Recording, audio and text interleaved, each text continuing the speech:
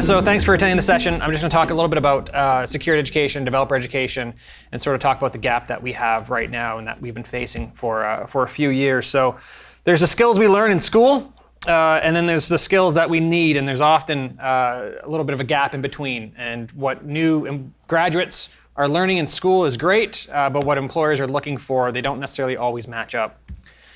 So I worked in education for about 17 years. I've taught at multiple institutions, both in Canada. I've done some guest lecturing in the States and in Europe. I worked full-time as a professor as well, too. I continue to teach part-time now. I work full-time for Sneak. I have my bachelor's, master's, PhD, CISSP. So I've been in school for a while as a student, but I've also been in the sector for a while teaching and stuff. I've had the unique perspective. My first job out of when I graduated, I worked at a university. So I worked as a developer working for the IT department. We built a student information system. So I worked as a staff member. I started teaching, so I worked as a part-time faculty member. I then moved into a director of IT role, so I worked as an administrator. I then moved to a full-time faculty role, and so I've kind of seen education from every angle, and I've seen all the good and all the bad. I will also highlight, and don't hold this against me, I am Canadian. So some of the information that I'm going to give you is from the Canadian perspective. I know US education is a little bit different, but I think it's still applicable. So this is a real email I received from a student. I know it's hard to read, but I'll just read it to you. I have to say there's a bit of a learning gap as far as the courses I had available online through this institution. A significant shortcoming here, in my opinion, is security. Do you have any recommendations for materials, maybe outside of this institution, that would cover security considerations from a developer's perspective? So this was from a student, a fourth-year student, second semester, who was getting ready to graduate. They have, at that point, gone through 3.5 years of schooling, almost 4 years of schooling, and they had yet to take anything to do with cybersecurity. They didn't learn a single thing. And they realized that maybe there's a little bit of a shortcoming, and they wanted to kind of fill that gap. I teach 1 or 2 courses a year, depending on my schedule. And I always try to embed cybersecurity into computer science. I think it's really important. And I get a lot of common questions from students when I kind of introduce the topic of cybersecurity. They'll ask, I understand the theory of random numbers, but how do I actually generate a secure ID? Like, what is a secure unique ID? They necessarily don't understand the difference between hashing and encryption. They just kind of use them interchangeably, and they always want to learn more. So, where do I go to learn more about security? I can't get it inside these 4 walls, but where can I learn more? All right, who here has a computer science degree? Okay, quite a few people. That's good. Okay, me as well, too. Who here didn't take a security course during that degree program? Me and you, okay. So it's often that graduates will go through a computer science degree, and unless you specialize in like a postgrad certificate or you take a specific cybersecurity undergrad, if you're just going through like your basic 4-year computer science, you don't necessarily have to take a cybersecurity course. And so you're not alone. A lot of people haven't taken this. That's kind of the gap and sort of what my research is all about and what I want to talk to you today. So the computer science curriculum, it's core throughout all of Canada. I know US is a little bit different, but any computer science program you look at is going to have a few core courses. There's going to be your introductory to programming. That might be Java, it might be Python, maybe it's something else. You'll have a course on algorithms, a course on databases, a course on systems analysis. You have a few math courses. Those are sort of the core. So whether you go to, we'll say, McMaster in Ontario, or you go to Harvard, you're kind of taking the same core courses. And even in Europe, there's the same core courses. It's just what makes computer science computer science. Now, there are postgrad programs. I taught a few of those too, postgrad certificates. You can do masters, you can do extra learning, there's boot camps. I'm not really going to touch upon those. That's extra learning that students can do, but what I want to focus on is just this learning that students are doing in their 4 years that they're at school. So in my opinion, and I hope to share the same opinion as all of you, is that security is computer science. I think they're one and the same. And if you look at a lot of the curriculum, it's just that is the missing course. So I taught a 4th-year computer science course a couple of years ago. That's where that email came from. And the course actually, before I get into this, does anyone here teach part-time or has taught a course before? Okay, so I'll be looking at you a lot during this presentation. I taught a 4th-year computer science course. It belonged to a full-timer. And that full-timer will go on leaves for research. Maybe they're just taking some different courses. And that full-time course will often go to a part-timer. That part-timer typically gets notified, a week or 2 before the course starts, saying that, hey, we need you to teach a course. No prep time whatsoever, but you need to do it. Have you been in that scenario? Yeah. So that's universal, I think. Yeah. And so what happens is the new professor, the part-time professor, will take over someone else's course notes and course materials, and they'll teach them. And in my case, I started teaching this 4th-year computer science course. I was looking at the material, and I realized this material is very outdated. And me personally, the material that I teach is a reflection of me, so I felt that there's no way I can teach this material. I need to update it. There's not a lot of time to do it, but I need to update it. And so I started with a review of cybersecurity. I was doing a review of encryption and hashing, and I thought I was doing kind of the basics. Remember, it's the 4th-year course. I figured students would have learned something prior. And these kind of were the faces that I got from all the students in the class. They had no idea what I was talking about. And so I thought, okay, well, I can't review the basics. I need to actually do the basics because students just don't understand. And so I did a poll and I asked, okay, well, who here understands how HTTPS works? This would be covered, I think, in a networking course. It would be covered in a cybersecurity course. Not a lot of students understood, the backings of HTTPS. I talked about the difference between encryption and hashing. Not a lot of people knew that. The concept of CIA, confidentiality, integrity, they didn't understand that. And personally identifiable information, they weren't aware of that either. So a lot of the core concepts, some technical, some non-technical, students didn't understand. I was fortunate enough, I've taught at multiple institutions. I went to a different institution. Again, this was in Canada. And same thing, old material, kind of updating it, going through the basics, same results. Students at a different institution had no idea what I was talking about. And this is when I started to realize that I think there's a problem. I think what I'm expecting students to know and the skills that they should have, coming from someone who works in the industry, and if I was going to hire somebody, I'd want them to have these basic skills, I realized these skills just weren't being taught. I then taught at a high school. It's a dual credit program. So as a high school student, when they're graduating, they can take a college credit course and they get credit for both. America has dual credits, is this? Okay, all right. I apologize. I should have done more research before presenting here in Texas. So I was doing a dual credit course, and same thing, I was talking to students about kind of the basics of computer science. I fully understood they wouldn't know everything like a university student would. Results were worse, students didn't care. Some of them were taking the course because they had to, some were on their phones texting. But even those who were interested in computer science at the high school level still didn't understand these basic concepts, which should be baked in curriculum, or what I feel like it should be baked in. So I want to go over a little bit of some statistics here. So 57% of high school students, 50% of high schools offer a foundational computer science course. So that's a little over half offer a computer science course, which is good. But only 5.8% of students in high school actually take those courses. So we have very few students in high school taking computer science, which is kind of the start of the domino effect of what we're seeing. So 87% of the top Canadian universities have a dedicated computer science course. This is data that I've went to every school's website, not every school, but I went to a lot of schools' websites, looked at their curriculum, downloaded the PDFs and everything, and compared. So 87% of the top Canadian universities have a dedicated computer science course or security course, which is great. 33% of the top Canadian colleges have a dedicated security course. In Canada, we separate universities and colleges. And then in America, 100% of the top American universities have a dedicated cybersecurity course. So this all sounds good, except for that middle column. So kind of, what the heck am I doing up here? But just because you have a course doesn't mean that students need to take it. So the missing security course, electives versus requirements, right? Requirements are courses that students need to take. Electives are courses that students can take if they want to. In Canada, 13% of the top universities actually require students to take a cybersecurity course before they graduate. In the college, still that same 33%. In the States, only 10%. So students may be taking computer science, which we know they are, but they might not necessarily be taking a cybersecurity course. It's there as an elective, but it's not there as a requirement. So the students that we're hiring may not have that skill set that we are looking for. All right, I want to pull back the curtain a little bit on higher ed. Again, me and you here. So I told you a little bit about how it works with teaching full-time and teaching part-time. Electives are discretionary. So when a university offers an elective, they're doing it because a faculty member has basically volunteered saying, I want to offer this elective course. It's in my area of research. This is something that I'm interested in teaching. Universities, so electives also are outside your major. So a typical degree, if you want to take a computer science degree, you'll have to take some humanities courses, maybe a business course if you want to, economics, a wide variety of courses.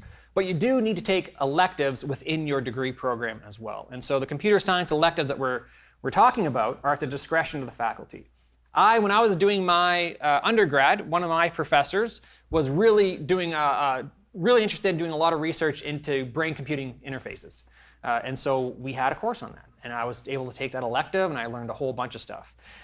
If you have a faculty right now researching a lot in AI, you're probably going to see an AI course as an elective, because it's not going to be a core course, it's going to be an elective course. If you don't have a computer science professor actively doing research in cybersecurity, or that's a field they're really passionate about, you're likely not going to get a computer science or cybersecurity course even offered at that institution. That's just not how it's going to work, because you have nobody to teach it. You need somebody knowledgeable in that area to teach the course. Okay, so what does this mean for the industry? I want to look at a few more statistics. So this is from 2022 from ISC Squared. You indicated that your organization has a shortage of cybersecurity staff. What do you think are the biggest causes of this shortage? 43% said my organization can't find enough qualified talent. So this was in 2022 when they did the survey. We've recognized this problem for a while. Has anyone do any hiring here? If you've ever gone through resumes and looked to hire like junior developers or anyone kind of junior in that field, it's tricky because you have to, one, expect they don't have the skill sets. You have to train them up, obviously. But sometimes you kind of expect the basics, and you realize through the interview process that the basics are just missing. So it's not just training them up to the level that you need to, it's training them way up to the level because they're just not at the baseline you thought they were at. So anyways, 43% in 2022. The next slide is going to talk about 2024. Anyone want to guess if this number goes up or down? 44. So now we have 44% of organizations say they can't find people with the skills that they need. So we recognized this problem 2 years ago, 3 years ago now, and we've done nothing to fix it. We are still can't find the people with the right set of skills. So it's baffling that it's tough from my perspective. I do a lot of research, I do a lot of presentations, and you see a problem, and you recognize the problem, and you reflect on the problem years later, and nothing's been done. It's a little bit frustrating. In your opinion, to what degree does this shortage of cybersecurity staff put your organization at risk of experiencing a cybersecurity attack? 57% combined moderate and extreme risk.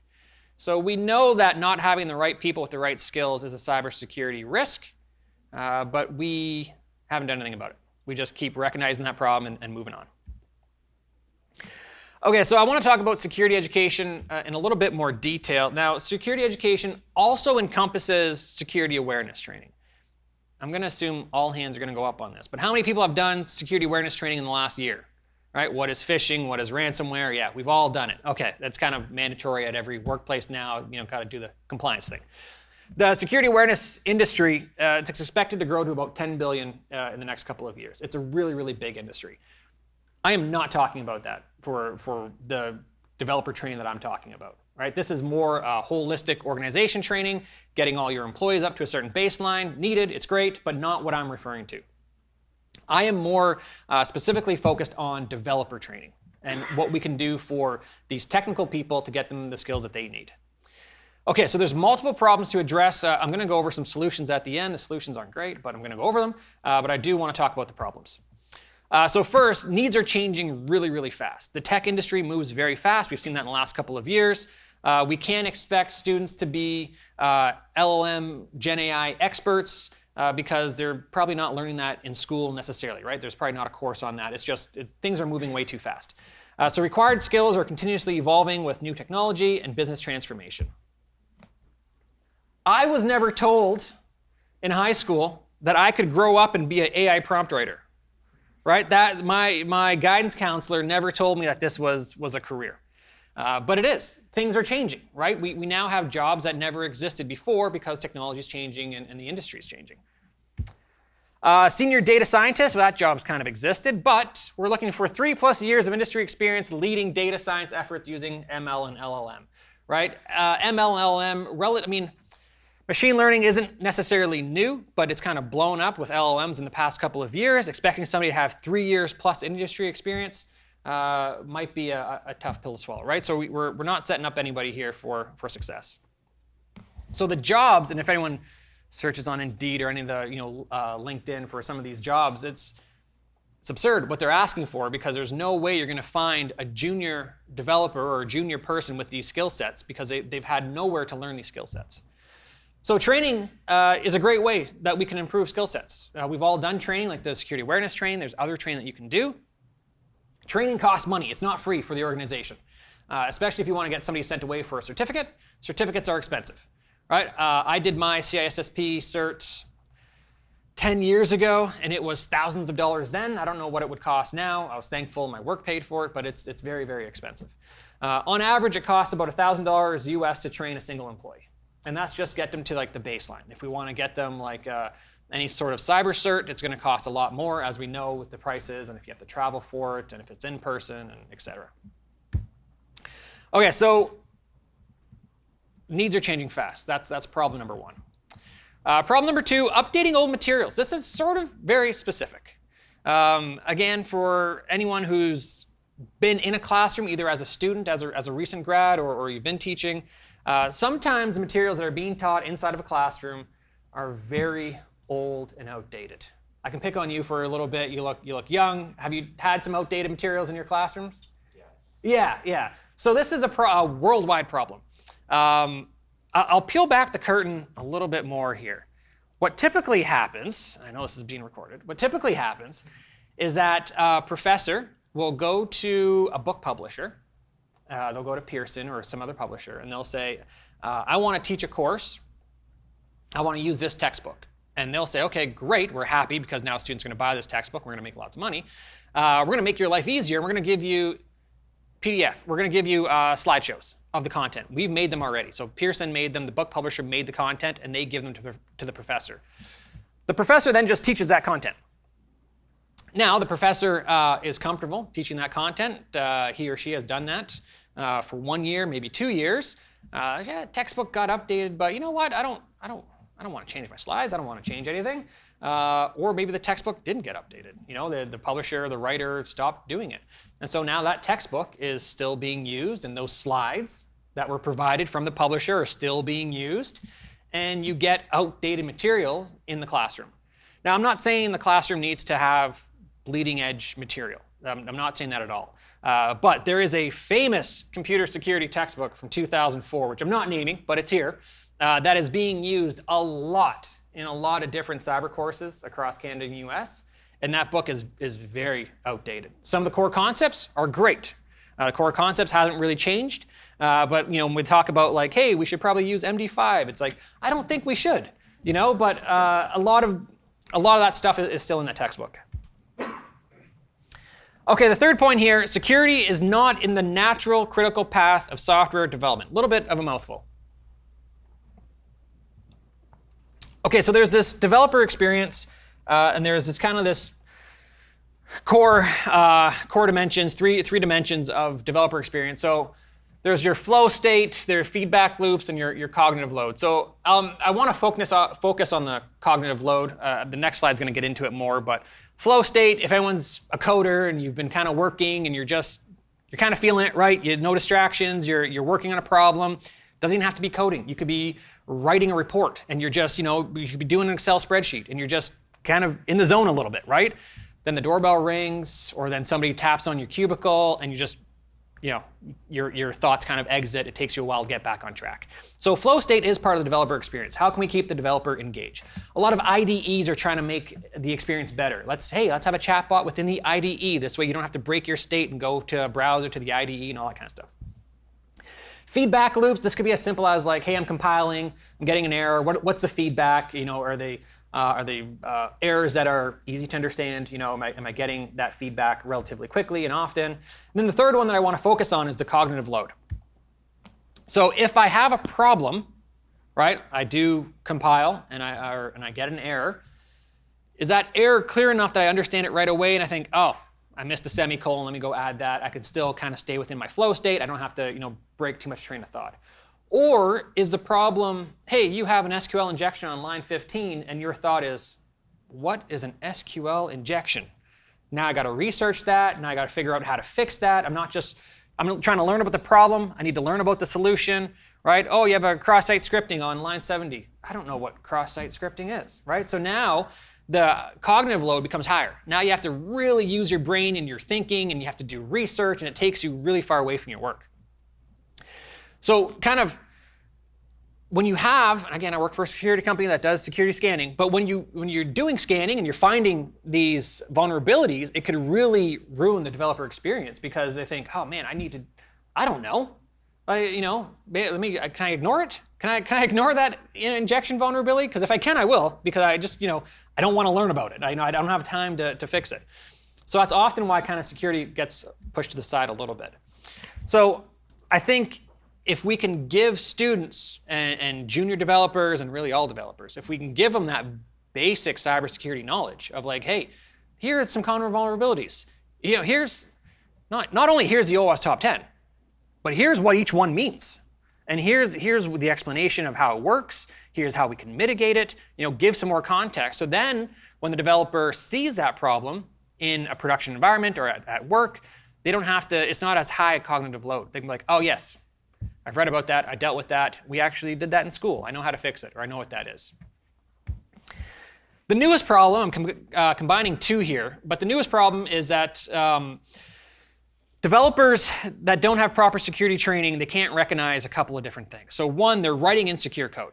So that's been happening for years, that's nothing new. You write insecure code, if you don't know it's insecure and you're not scanning your code, you're never gonna know, right, until you get attacked.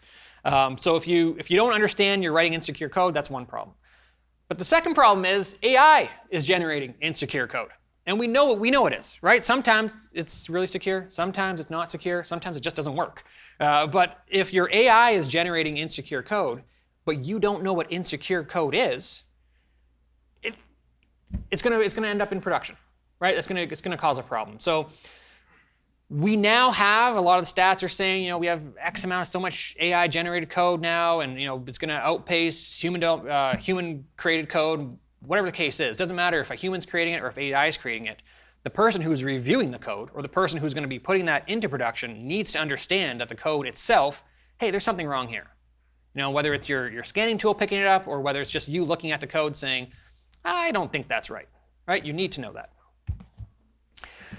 So the adoption of AI-generated code, there is just the more code that we are generating, it can just lead to more problems, especially if the code is vulnerable.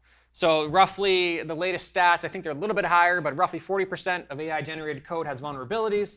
That's going to vary between, obviously models and all that kind of stuff. But the more code being created, the more vulnerable code being created. And again, if we can't recognize that the code's vulnerable, that's just a problem. Okay, so I talked about some problems. I do want to talk about solutions. I'm going to prepare you right now. These solutions aren't great. It's a big problem to solve. And a few of these answers are cop-outs, but we're going to go over them anyways. Okay, so one, bring these two closer together. I think the industry and academia should be working a lot more closely together than they do. Some institutions are really, really good. I've worked with institutions where we've partnered up. And we've shared they've shared research, we've shared materials. Great. That is not common. That's not usual of what happens. Maybe with bigger universities, they have the ability to do that. SNCC and NYU work very closely together. We have some connections there. But there's lots of small community colleges all across Canada and the US that they don't have these partnerships and they don't have these connections. But I think if we could somehow get these two closer together, not just for research, but also for curriculum. Hey, we are revamping our computer science program. It hasn't been revamped in 10 years, 20 years. Maybe let's talk to industry. It might be local industry. Hey, what skill sets are you hiring for? It could be just a broader industry. Find out what the industry wants, and let's not necessarily fully shape our curriculum around that, but at least have input on what we should be offering. Partnerships. So some schools have advisory boards where they don't have a voting right. They don't have a say, but it's an advisory board. So you meet with them. You say, I worked at a school that had an advisory board. So we would go to them and we'd say, hey, we are looking to revamp our computer science program. What skill sets are we looking for? Currently, our intro course is Python. Should we stick with that? What does the industry say? Locally too, it was a local school. So are we is Python still needed? Would you all rather something else? So I think these are really, really good to have. Again, I think it's just good to give feedback. Again, it just ties into the bringing them closer together. I think industry and academia, they should be working a little bit more closely than they are. Placements are really, really good. If you can have a co-op student or a work placement student come into your organization, learn on the job, learn about what's being done. They can get those skill sets, whatever they've missed in university, hopefully they can pick up at the workplace. The workplace can teach them these skill sets for relatively cheap, right? Instead of hiring them on full-time and training them up, you have a co-op student train them up. And you can get these students working on real projects. So I think if more could be done here, that would also be beneficial. Higher ed in general needs a lot of work. Again, this is coming from someone who was in the higher ed industry forever. I still teach part-time. Whenever you're trying to make a change in higher education, I always say it's like trying to get a cruise ship to do a U-turn. It just takes a lot of time. I want to walk you through a real scenario. Now, keep in mind, this is in Ontario, Canada. US, I know, does things a little bit differently. But I just want to show you how slow academia really moves. Okay, it could take about 2 years to update a course. 2 years. So for example, let's say an institution is teaching COBOL. Okay, I'm just picking an old language on purpose.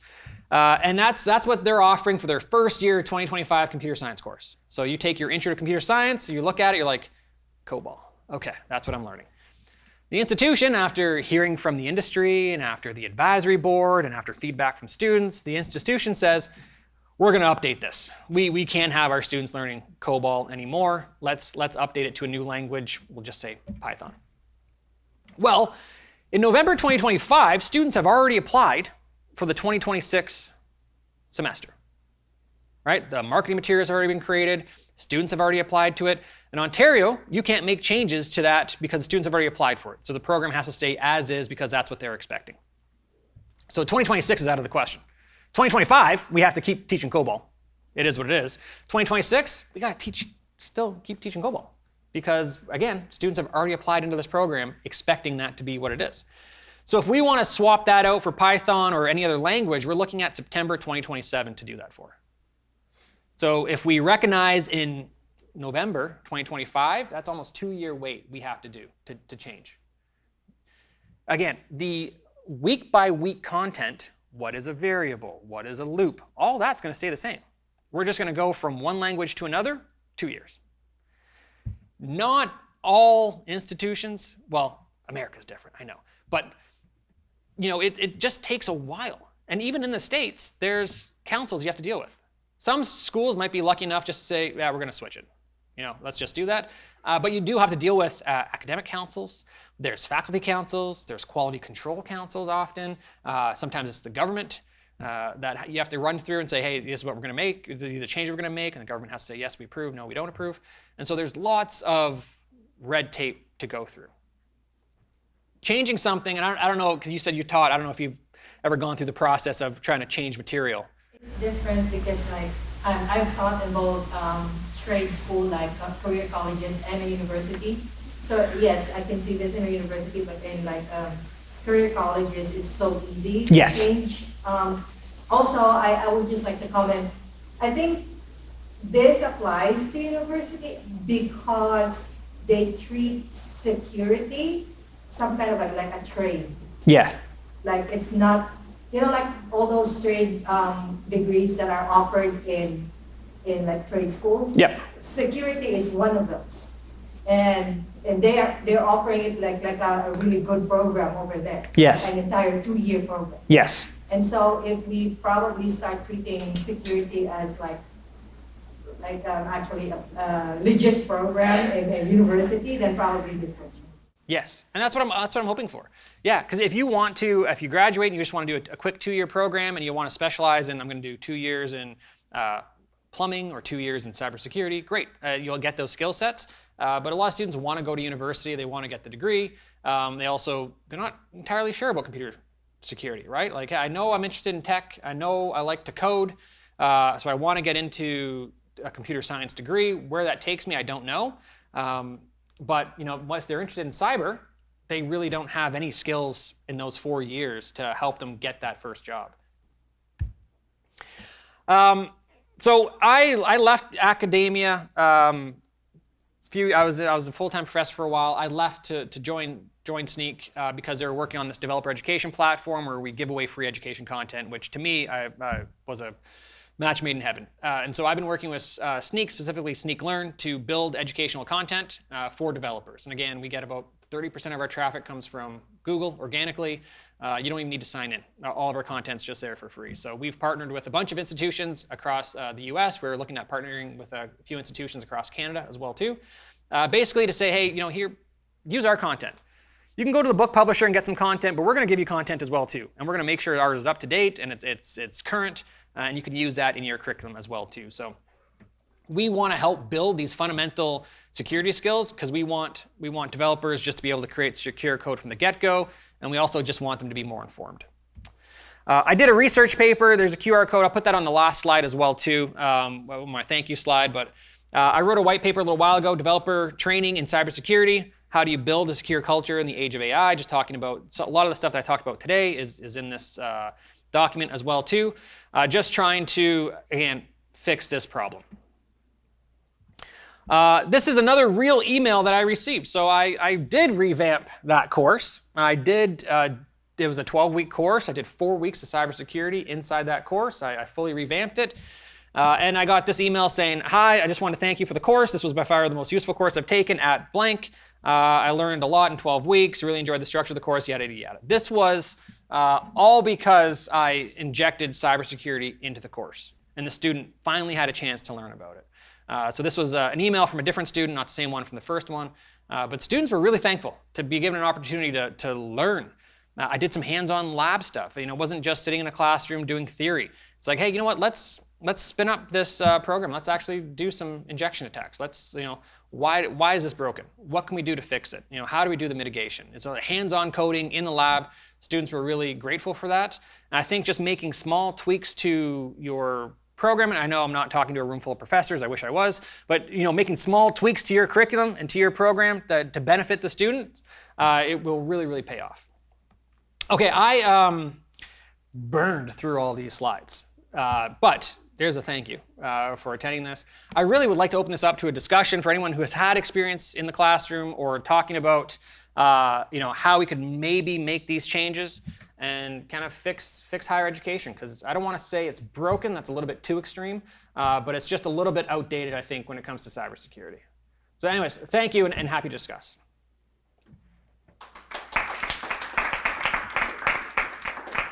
Yes? I think partnering with certification organizations like CompTIA helps. I don't know other universities if they do that, but a lot of trade schools actually do that. I sit in the CompTIA advisory board, that's why I'm trying to promote that.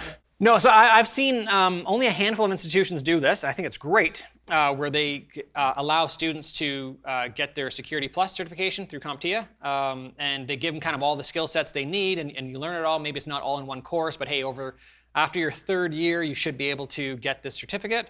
And then I think, I don't want to speak out of turn here, I think CompTIA was giving students discounts for it as well too, and all kinds of stuff. So there was a path for that, which I think is great.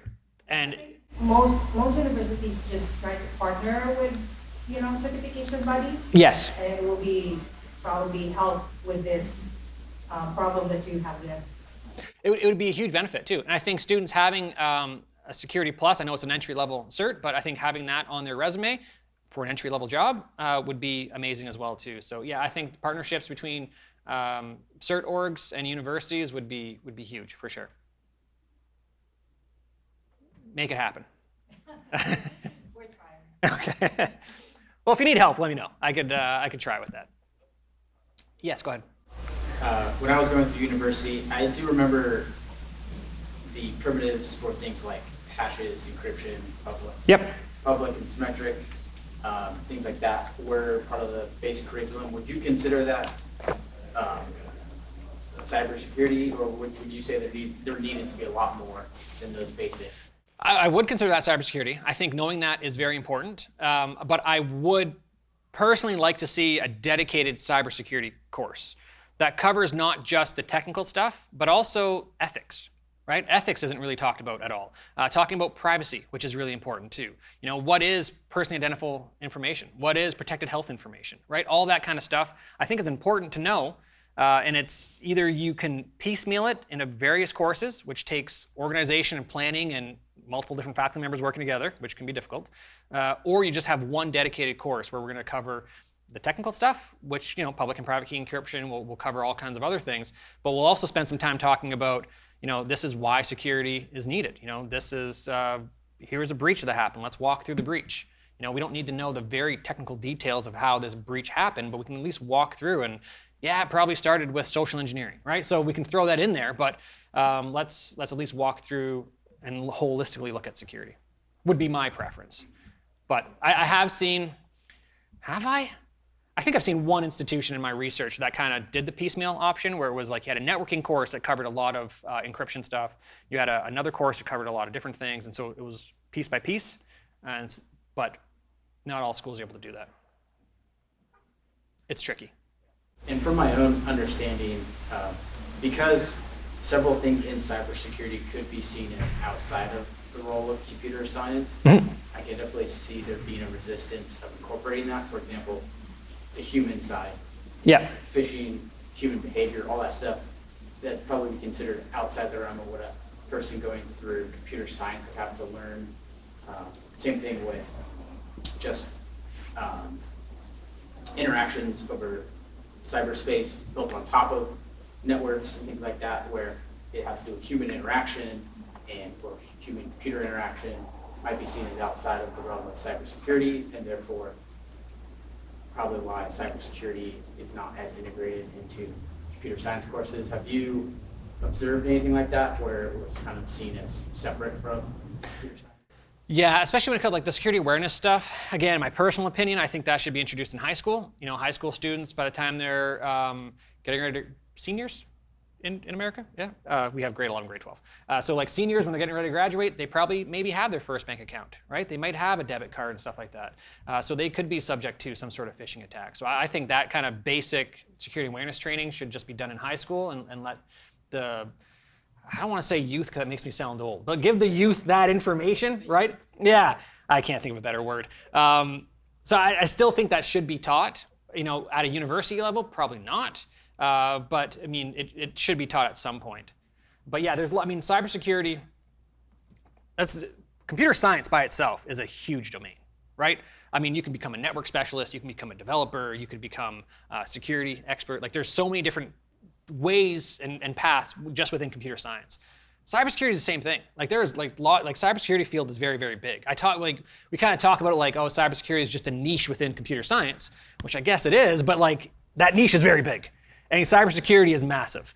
And so, you know, what I'm trying to say is, yeah, we should have dedicated cybersecurity course within, you know, that's required, a required cybersecurity course within a 4-year degree. I still stand firm by that. But that course is going to be 12 weeks long. And, you know, how much can we cram into it? And so I don't have an answer for that, but it's a big, big field that's going to be tough to cover in one course, but that's computer science. It's tough to cover in 4 years. But I still think it should at least be attempted, where right now it's not being attempted at all.